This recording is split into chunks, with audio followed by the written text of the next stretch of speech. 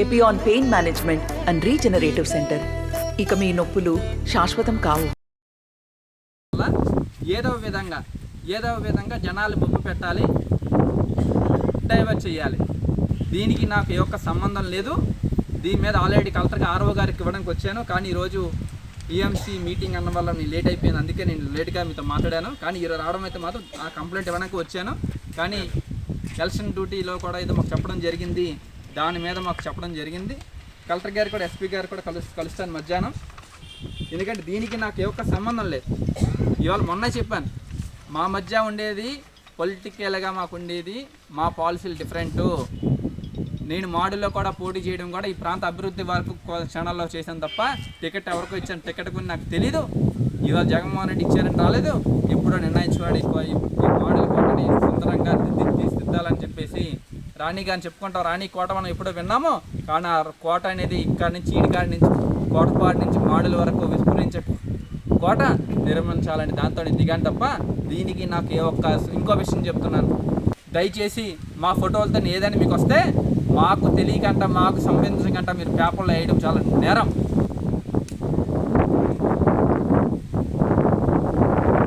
ఇవాళ వచ్చే అనకూడదు కానీ నేను వెళ్ళిపోయి సోనియా గారిని పక్కన ఫోటో లాగవచ్చు, లేదా మోడీ గారిని చెప్పి ఫొటోస్ ఇచ్చింది.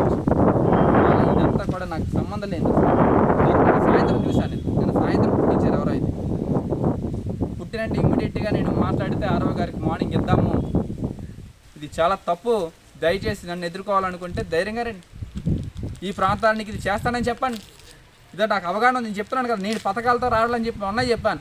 పథకాలు అనేవి వైట్ కార్డు ఉంటే ఎవరికైనా వస్తాయి. అది కాదు మనం ఈ ప్రాంతాన్ని మనం ఏం చేద్దాం అనుకుని దాని గురించి చూసుకున్నాను.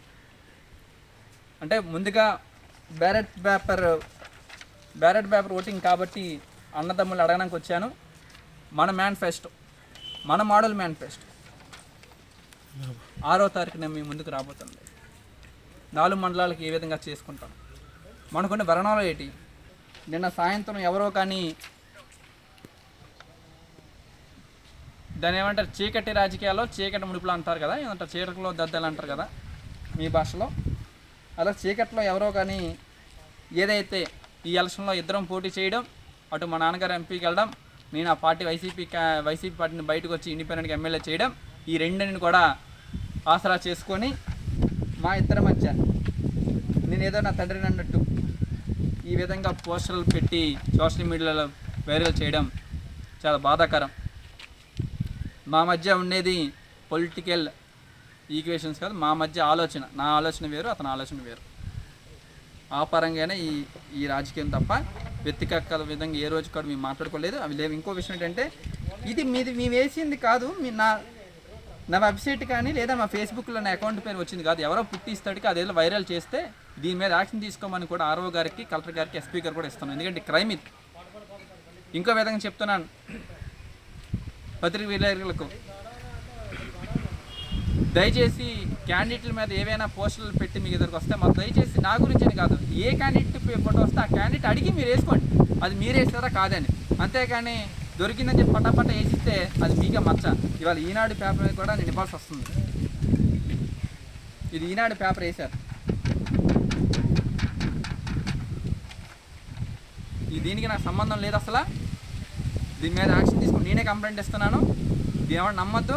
కేవలం నా మీద మోడల్లో ఉన్న నా మీద సింపతి కానీ నా మీద ఉన్న జనాలకు వెళ్తున్న దాన్ని డైవర్ట్ చేయడానికి ఇలాంటి చీప్ చేశారు. నమ్మద్దు. జై హింద్. నేను మీ బూడి రవికుమార్ని మోడల్ నుంచి శాసనసభ్యుడిగా పోటీ చేస్తున్నాను. నా గుర్తు చెరుకు రైతు, జనకిసాన్. బ్యాలెట్ పేపర్లో ఈఎంఏలో 7వ నెంబర్లో ఉంటాను. మోడల్ నియోజకవర్గంలో ఉన్న గవర్నమెంట్ ఎంప్లాయీస్ అందరికీ కూడా పబ్లిక్ సెక్టర్లో పనిచేస్తున్న పోలీసులు కానీ, పోలీస్ డిపార్ట్మెంట్ కానీ, హెల్త్ డిపార్ట్మెంట్ అందరికీ కోరుకునేది ఒకటే, ఏ నాయకుడు వచ్చినా ఏదో మీకు గిఫ్ట్లు ఇస్తారేమో కానీ నేనైతే మాత్రం మీ వృత్తికి జీవితాంతం గిఫ్ట్ ఇవ్వే విధంగా నా మేనిఫెస్టో ఉంది. మన ప్రాంతంలో ఉద్యోగాలు చేస్తున్న మీ పిల్లలు కానీ, మీ ఫంక్షన్లు కానీ చేసుకోవడానికి ప్రతి మండలంలో కూడా గవర్నమెంట్తో మాట్లాడి 2 ఎకరాలు కేటాయించి భవనాలు నిర్మించి ఆ భవనాల్ని మీ ఫంక్షన్స్కో లేకపోతే మీ దానికి ఏ విధానికి వాడుకోవడానికి విధంగా నేను నిర్మాణిస్తానని దయచేసి ఏదైతే నేను ఇచ్చిన మేనిఫెస్టో చెప్పానో దయచేసి ఇప్పుడు వచ్చి ఏ ఎమ్మెల్యేగా సీఎం కూడా ఇవ్వలేదమ్మా నాకు తెలిసినంతవరకు. కాబట్టి మీ అమ్ములైన ఓటు చెరుకు రైతు మీద వేసి నన్ను ఆశీర్వదించండి.